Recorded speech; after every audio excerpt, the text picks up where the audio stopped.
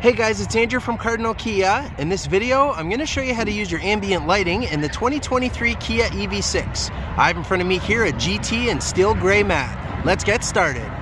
Okay, so to start us off, we're going to head into the 12.3-inch infotainment screen, and we can either enter setup in the bottom here in the control center when infotainment controls are showing, or we can swipe the whole screen to the left and hit setup in the bottom right corner. Then we're going to go into vehicle. And then on the left, we're going to scroll and we're going to go to lights, and then ambient light is here at the top. So in here, we can adjust the brightness of the ambient lighting. You can have it cranked up to 10, or you can even take it down to 0 if you don't want to see it at all, and that turns it off if you want, personal preference.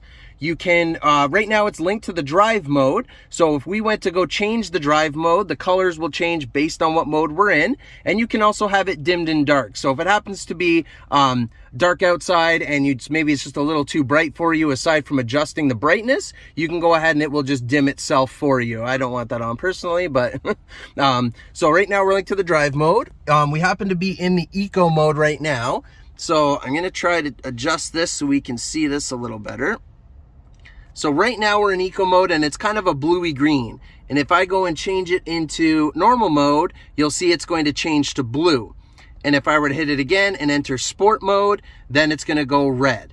So right now it'll change just based on what mode we're in. But if you want to set a custom color for it, we go ahead and unlink it from the drive mode.